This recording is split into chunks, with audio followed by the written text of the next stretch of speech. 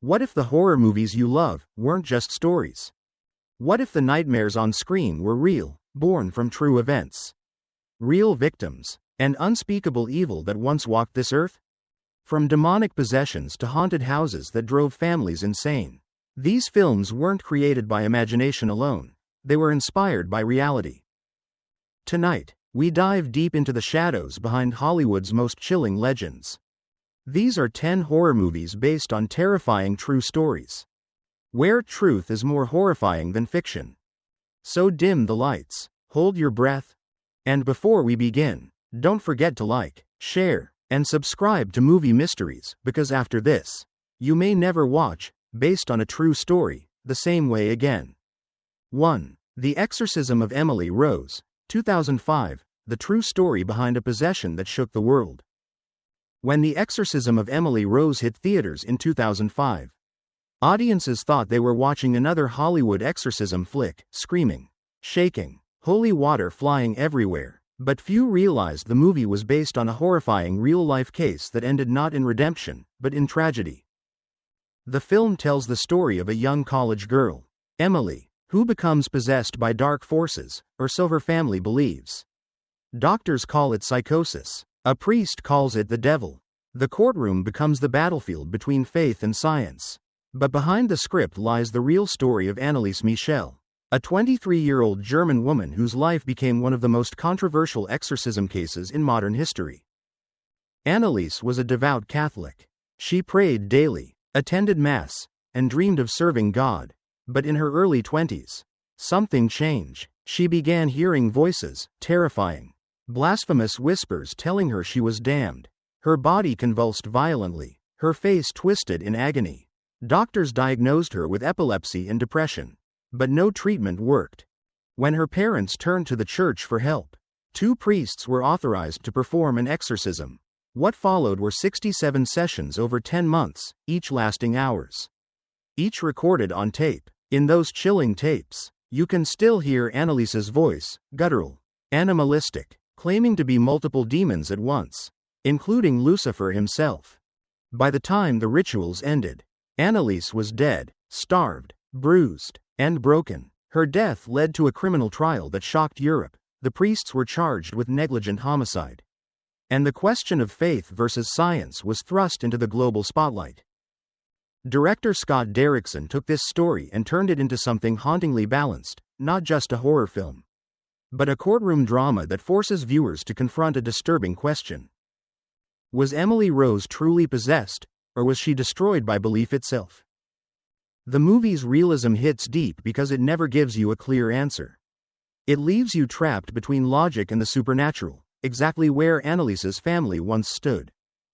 Many audiences reported sleepless nights after watching it. Some claimed strange sounds in their homes.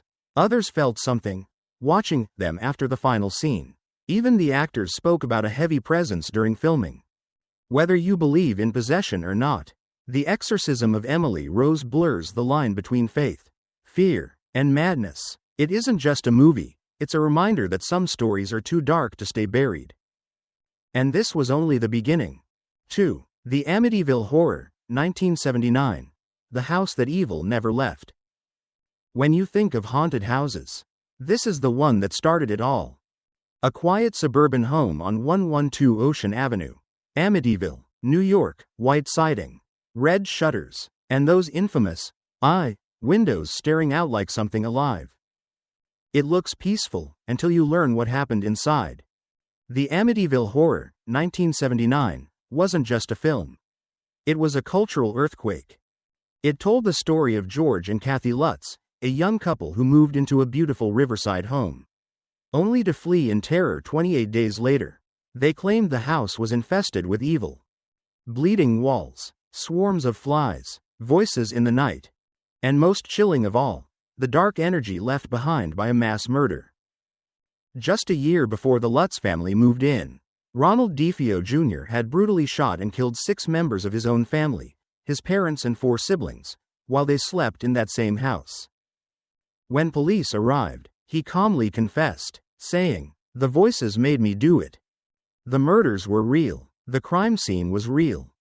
And when George and Kathy Lutz bought the house at a bargain price, they thought they were getting a dream home. Instead, they found themselves living a nightmare. According to their accounts, strange events began immediately. Doors slammed by themselves. Mysterious cold spots appeared. A hidden room, painted entirely red, was discovered behind a basement wall. The dog refused to go near it. And George began waking up every night at 3:15 a.m., the exact time the murders had occurred. They called in a priest to bless the home.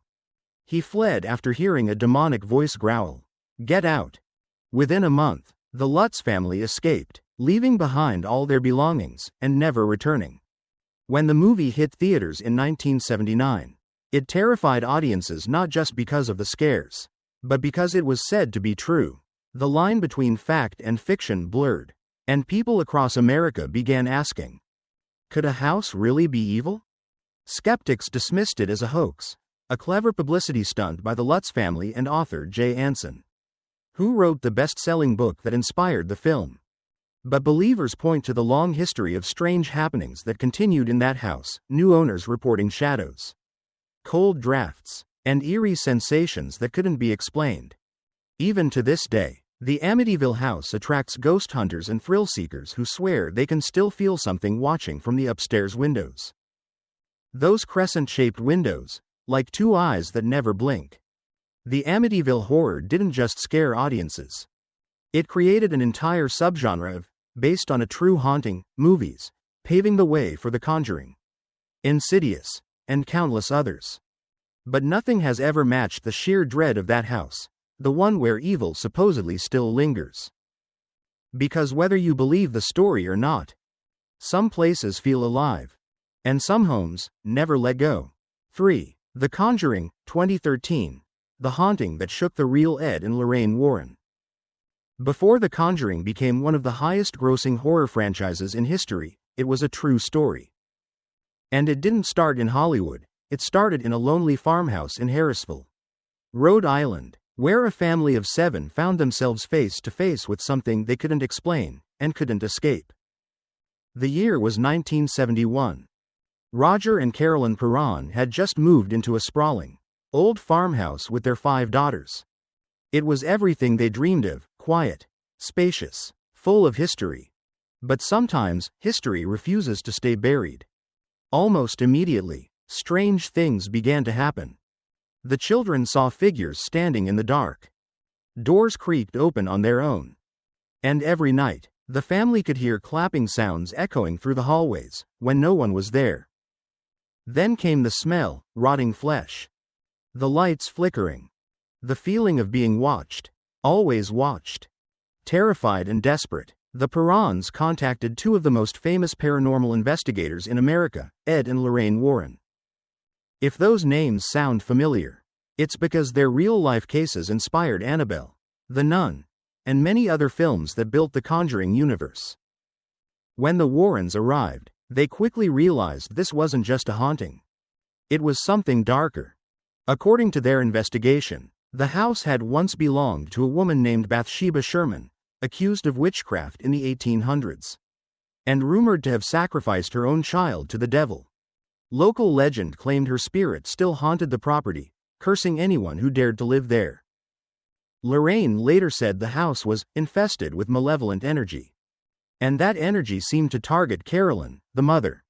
She would wake up with bruises, hear voices whispering her name, even see a twisted figure standing beside her bed. Then, the unthinkable, she began speaking in a voice that wasn't her own. The Warrens performed a séance, not a full exorcism, but a desperate attempt to drive the spirit out. What happened that night was so terrifying that the Perron family refused to ever speak of it again in detail. Furniture levitated. Carolyn's body contorted. And for a moment, everyone in the room thought she might die right there. When The Conjuring hit theaters in 2013, critics praised it for its old-school horror, no cheap CGI. Just pure atmosphere and dread. But what really shook audiences was the reminder that this wasn't just a story. It was based on real events. And Lorraine Warren herself, now an elderly widow, personally approved every detail shown in the movie. Even now, decades later, the Perron daughters insist the haunting truly happened. They say the spirits never really left, they just went quiet. Waiting. And that's what makes The Conjuring so deeply terrifying. Because when the credits roll and the lights come back on, you can't shake the thought that somewhere out there, in another old house, it could all happen again. 4. Annabelle, 2014. The doll that should never have been touched. Before Annabelle became a horror icon, sealed behind glass at the Warren Museum, she was just a doll, a gift meant to bring joy. But sometimes, evil hides behind the most innocent faces. It began in 1970, when two young nurses, Donna and Angie, received a strange gift. A large, vintage Raggedy Ann doll. It looked harmless, almost cute, with its stitched smile and red yarn hair. They placed it in their apartment, never imagining it would become a doorway to something sinister. At first, it was little things. The doll seemed to change positions. Its arms would be in a different place. Its head slightly turned. Notes began appearing around the apartment, handwritten messages scrawled on parchment paper that the girls didn't even own. Then came the sounds. Scratching in the middle of the night. Footsteps when no one else was home. Terrified, the girls contacted a medium. What she told them made their blood run cold. The spirit of a young girl named Annabelle Higgins had supposedly died on the property years earlier, and wanted to inhabit the doll to be close to the living again. Feeling sympathy, Donna gave the spirit permission. That's when the real nightmare began. The activity escalated violently. One of their friends woke up in the middle of the night with deep claw marks across his chest. Objects flew across the room. And the doll seemed to move, not just shift positions, but move. Desperate, they reached out to Ed and Lorraine Warren, the same paranormal investigators from The Conjuring. When the Warrens arrived, they immediately sensed something far darker than a child's ghost. As Lorraine would later explain, it wasn't a little girl at all, it was an inhuman spirit. A demon pretending to be innocent. According to their findings, the entity had attached itself to the doll as a conduit, manipulating the nurses' emotions. Gaining their trust, and growing stronger with every ounce of fear and compassion they gave it. The Warrens performed a series of blessings and took the doll away. But even after it was sealed in a blessed glass case, strange things continued to happen. Visitors who mocked the doll or tapped on the glass often experienced car accidents or freak misfortunes on their way home. To this day, Annabelle remains locked inside the Occult Museum in Connecticut. A priest blesses the case weekly. And a sign sits right beside it, reading in bold letters. Warning. Positively do not open. What makes Annabelle so chilling isn't the porcelain doll in the movie, it's that somewhere. Right now, the real one still exists. Sitting silently, watching, and waiting for someone foolish enough to open her case again. 5. The Texas Chainsaw Massacre, 1974, inspired by a killer who wore human skin. Before the roaring chainsaw and the shrieks of terror echoed through drive-in theaters, The Texas Chainsaw Massacre was more than just a horror film, it was a nightmare rooted in truth. The story follows a group of friends who stumble upon a deranged family in rural Texas. Led by the grotesque, mask-wearing butcher known as Leatherface. What many viewers didn't know was that the inspiration behind this film was far more disturbing than anything on screen. The seed of horror was planted by the real-life monster Ed Gein, a quiet man from Plainfield, Wisconsin. In the 1950s, the town saw him as strange, maybe lonely, but harmless. No one knew that inside his isolated farmhouse, Gein was building something unimaginable. When police entered his home in 1957, they uncovered a scene straight out of hell. Chairs upholstered with human skin. Masks made from human faces. A belt crafted out of severed nipples. And bowls made from skulls. Gein had been robbing graves and killing, using the bodies to create grotesque souvenirs, in a twisted attempt to resurrect his dead mother. Director Tobe Hooper took those gruesome fragments of truth and molded them into Leatherface, a character who wore the skin of his victims, hiding behind flesh to mask his own shattered identity. The movie's raw, Documentary-like realism made audiences believe they were watching something real. And in a way, they were. When it premiered in 1974, people fainted, screamed, and even vomited in theaters. It was banned in several countries, not because of excessive gore, there was actually very little blood on screen, but because of the unrelenting dread that crawled under your skin and refused to leave. Hooper's low-budget handheld camera work, the suffocating heat, and the claustrophobic Texas landscape made it feel too real. And that's the genius of the Texas Chainsaw Massacre. It wasn't just about Leatherface. It was about the decay of humanity itself, a reflection of post-Vietnam America, where people feared that monsters no longer lived in the shadows, but in plain sight. Even today, almost 50 years later, the film still feels disturbingly authentic. The chainsaw's roar, the screeching sound of metal on bone, the flicker of terror in Sally's eyes as she runs through the woods, all burned into the collective memory of horror fans forever. And knowing it was inspired by a man who really existed, a man who really wore the skin of his victims, makes it even more horrifying. Because the Texas Chainsaw Massacre isn't just a movie. It's a mirror, showing us how easily an ordinary man can become a monster when the human soul begins to rot. 6. Psycho, 1960. The real killer who haunted Hitchcock's mind. Before the Texas Chainsaw Massacre terrified audiences with its brutality, there was Psycho, a film that quietly redefined fear. It began with a lonely motel on a deserted highway and a shy, soft-spoken man named Norman Bates. To travelers, he was polite, gentle, even kind, but behind that uneasy smile, something darker was waiting. When Psycho premiered in 1960, it shocked the world. The infamous shower scene, the haunting violins, and that final twist, all became part of cinematic legend. But what most people didn't realize was that this horror masterpiece was inspired by a real person. Director Alfred Hitchcock based Norman Bates on Ed Gein, a reclusive farmer from Plainfield, Wisconsin. When police entered Gain's farmhouse in 1957, they stepped into a nightmare. Human bones turned into furniture, skulls used as bowls, masks stitched from the skin of the dead. Gein lived alone, except for the preserved body of his mother, whom he couldn't bear to let go. That twisted obsession, the inability to separate love from horror, became the very soul of Norman Bates.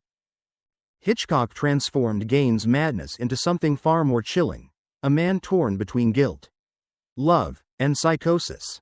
Norman's every word, every nervous laugh, every glance at mother, reflected the real-life horror of Ed Gein's disturbed mind. Psycho didn't just scare people, it shattered the rules of filmmaking. No hero was safe, no moment predictable, and no viewer ever looked at a shower the same way again. Over 60 years later, Psycho still crawls under your skin, whispering one chilling truth. Sometimes, the most terrifying monsters are the ones who seem the most ordinary. 7. The Exorcist, 1973. The film so terrifying, people fainted in theaters. Before CGI, before jump scares became formula, there was one film that didn't just scare people. It shattered them. When The Exorcist hit theaters in 1973, audiences screamed, fainted, even ran out crying. Ambulances waited outside cinemas, and priests were called in to bless the screenings. This wasn't just a movie, it was an experience that made people question faith, evil, and the fragile line between sanity and possession. At its core was a simple, devastating story, a mother's desperate attempt to save her 12-year-old daughter. Regan McNeil was a bright, happy girl, until strange voices began whispering from her room. Furniture moved by itself, shadows crawled across the ceiling. And what started as innocent play with a Ouija board soon became something far more sinister. The film's director, William Friedkin, was obsessed with realism. He wanted terror to feel real, not acted. He fired guns on set to startle the actors, chilled rooms to freezing temperatures so their breath would fog naturally, and even slapped one actor to get a genuine reaction. The result was raw, disturbing, unforgettable. But what truly made The Exorcist legendary was the claim that it was based on a true story. Back in 1949, a boy from Maryland, known only as Roland Doe, became the center of one of the most documented exorcisms in modern history. Witnesses described his bed shaking violently, furniture flying across the room, and words like evil and hell mysteriously carved into his skin. Priests claimed to see objects move on their own. The boy would speak in Latin, a language he had never learned. And when the ritual finally ended, the room fell silent, leaving those present convinced they had faced something not of this world.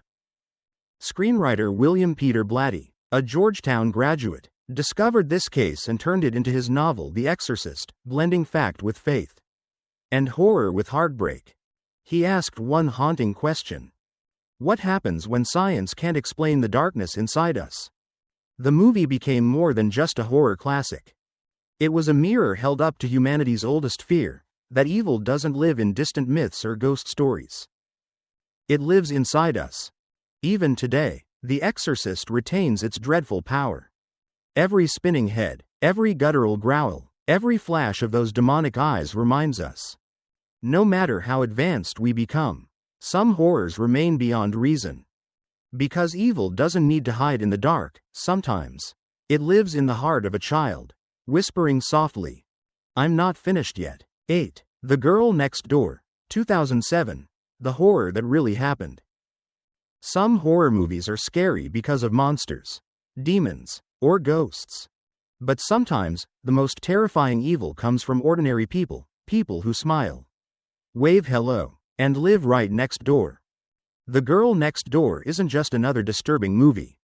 It's based on one of the most horrifying true crimes in American history, a story so dark, so heartbreaking, that even decades later, it feels impossible to believe it really happened. The film begins like any other coming-of-age story. Two teenage sisters, Meg and Susan, move in with their aunt after losing their parents. At first, the neighborhood feels safe, kids playing baseball, summer sunlight, the warmth of suburbia. But behind that perfect facade, something unspeakable is waiting. Their aunt, Ruth Chandler, played chillingly by Blanche Baker, starts showing a disturbing favoritism toward the neighborhood boys. She lets them hang out in her basement, drinks beer with them, and slowly begins to lose her grip on sanity. Her jealousy of Meg's beauty turns to cruelty. Her cruelty becomes obsession. And soon, that basement, once a place of childish games, turns into a dungeon of suffering. What follows is almost unbearable. Meg is tied up, beaten, starved, and tortured, not by strangers, but by people who knew her. The other kids laugh, join in, and watch. It's a horror born not from the supernatural, but from the human heart at its absolute worst. And here's the part that truly chills the soul. It's based on the real-life murder of Sylvia Likens, a 16-year-old girl from Indiana in 1965. Sylvia was left in the care of a woman named Gertrude Baniszewski, who, along with her children and several neighborhood kids, brutally tortured her for months. They burned her skin. They carved words into her body. They made her believe she deserved it. And through it all, no one came to help. When police finally discovered Sylvia's body, they found her covered in scars, bruises, and messages written into her flesh. She died alone, in a locked basement, only feet away from people who could have saved her. The Girl Next Door doesn't use special effects or ghosts to scare you. It doesn't need to. Because every scream, every moment of pain, every horrifying act in that film, all of it, echoes something that really happened. It forces us to confront an awful truth. That the real monsters aren't born in haunted houses or graveyards. They grow up in neighborhoods, behind white fences, smiling as they wave good morning. And when the credits roll, the fear doesn't fade, it lingers. Because this time, evil didn't come from a nightmare. It came from a home that could have been yours. 9. The Entity, 1982. The true story of a woman haunted by the unseen. There are ghosts that rattle chains, shadows that creep across walls. And then there are forces that strike where no one can see, violent, invisible, and unstoppable. The Entity, 1982, isn't your average haunted house movie. It's based on the real-life case of Doris Bither, a woman from California who claimed she was physically and sexually attacked by an unseen spirit, not once, but over and over again. Her story was so shocking that even paranormal investigators, hardened by years of ghost hunting, were left speechless. The film follows Carla Moran, played by Barbara Hershey, a single mother just trying to raise her children after a tough divorce. Her life is ordinary, until one night, everything changes. An invisible force slams her against the bed. Her screams echo through the house. But there's no one there. No intruder, no explanation. Only bruises and terror. At first, Carla doubts her own sanity. Is she losing her mind? But when her children witness the attacks, and objects begin to move on their own, the truth becomes undeniable. Something, or someone, is in that house with them. Desperate, Carla turns to a team of scientists and parapsychologists at UCLA. They set up cameras, sensors, and high-tech recording equipment throughout her home. They expect nothing. But what they capture defies belief. According to the real investigators, strange lights appeared out of nowhere.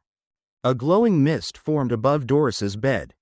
And in one horrifying moment, a spectral figure seemed to take shape in front of them. The case became one of the most heavily documented hauntings in American history, and one of the most disturbing. In the movie, these scenes are brought to life with terrifying realism. Walls shake. Lights flicker. And every time Carla tries to find peace, the entity returns, stronger, more violent, more cruel. Her body becomes a battlefield between faith, science, and the supernatural. Is she cursed? Is she delusional? Or has she truly become the victim of a force that defies everything we understand about the world? Director Sidney J. Furie doesn't just show horror, he builds it. Layer by layer. There's no blood, no monsters, only sound, silence, and the helplessness of a woman who can't fight what she can't see. Barbara Hershey's performance is hauntingly real. Her fear feels raw, her pain unbearable. You believe her, and that's what makes it terrifying. And perhaps the most chilling part? To this day, the case of Doris Bither has never been fully explained. Skeptics call it hysteria. Believers swear the photos and recordings prove the supernatural. But the truth remains in the shadows. The entity reminds us that not all horror lives in the dark corners of our imagination. Sometimes, it lives in the walls around us, watching, waiting, unseen. Because what's scarier than a monster you can't see is knowing it might be standing right beside you. 10. Wolf Creek, 2005, the Australian outback nightmare that was all too real. The outback, vast, sun-scorched, endless, a place where the horizon burns red and silence can feel like a scream. To most travelers, it's a land of freedom and adventure. But to others, it's the last place they were ever seen alive. Wolf Creek, 2005, is not just another horror movie. It's a descent into a real-life nightmare, one inspired by the true stories of backpackers who vanished in the remote Australian wilderness, never to return. What begins as a road trip of friendship and freedom soon becomes a brutal fight for survival. Far from the safety of civilization. The story follows Liz, Christy, and Ben, three carefree travelers exploring the vast emptiness of Western Australia. They laugh, drink, take photos, the kind of trip that feels infinite, the kind you never forget. But everything changes when their car mysteriously breaks down near a massive crater known as Wolf Creek, an ancient meteor site surrounded by haunting silence. As night falls and the temperature drops, they're stranded in the middle of nowhere. Then a stranger appears. Enter Mick Taylor, the rugged, charming, seemingly helpful Aussie local. He smiles, he jokes, he offers them help and warmth by his campfire. But behind that grin hides something primal, something that doesn't see them as people, but prey. What follows is a slow, methodical descent into pure terror. Mick isn't just a killer, he's a hunter who delights in the fear of his victims. He toys with them, mimics their voices, mocks their screams. Every frame of Wolf Creek feels raw, almost too real, the kind of horror that seeps into your bones because it could actually happen. The film's power comes from its realism. There are no supernatural monsters here, only human cruelty, stripped bare and left to rot under the burning sun. Director Greg McLean based the film loosely on two chilling true events: the Ivan Milat backpacker murders of the 1990s, and the Bradley John Murdoch case of 2001, in which British tourist Peter Falconio disappeared without a trace. McLean took those fragments of reality and turned them into a cinematic nightmare, one that lingers long after the credits roll. The violence in Wolf Creek isn't stylized or exaggerated. It's raw, ugly, and disturbingly human. The camera doesn't flinch, and neither can you. You feel the dust, the sweat, the hopelessness as the victims realize that no one is coming to save them. The vastness of the Australian desert becomes its own character, an endless graveyard where screams disappear into the wind. What makes Wolf Creek so unforgettable isn't just its brutality, but its silence. The long stretches where nothing happens, where you can almost hear the fear breathing, that's where the movie grips you. Because it's not just about dying. It's about the waiting, the uncertainty, the realization that evil can look just like a friendly stranger. By the end, you're left shaken, not just by what happens, but by the knowledge that people like Mick Taylor have existed, and still do. The film ends with an unsettling calm, reminding us that monsters don't always hide under the bed. Sometimes, they wave from the side of the road, wearing a smile, asking if you need help. Wolf Creek isn't just horror. It's a warning. A reminder that sometimes, the scariest stories are the ones that don't need ghosts, only men who have lost their humanity somewhere in the heat of the desert. So next time you're driving through the middle of nowhere, and a friendly stranger pulls up offering help, ask yourself, what would you do if the nightmare was real? They say the scariest stories are the ones that really happened. And after watching these 10 movies, you might start to believe that's true. From demonic possessions in haunted houses to killers who walked among us. These films remind us that horror doesn't always come from imagination, sometimes. It's ripped straight from the headlines. The Exorcism of Emily Rose. The Conjuring. The Texas Chainsaw Massacre. The Girl Next Door. Each one blurs the line between cinema and nightmare. Between what we think is fiction and what might still be out there, waiting in the dark. These stories haunt because they could happen to anyone. A knock at the door. A voice in the night. A friendly stranger offering help. The moment you realize the real world can be just as terrifying as any horror movie. If you made it this far, you're brave. But before you turn off the lights, ask yourself, how much of what you've just seen was only a story, and how much was real? If you love exploring the dark side of cinema, the myths, the mysteries, the true horrors behind the screen, make sure to like, share, and subscribe. It helps the channel grow and lets me bring you even more shocking, spine-chilling stories from the world of film. Because this is just the beginning. The next true horror might be closer than you think. And when it comes, you'll want to be here to see it first.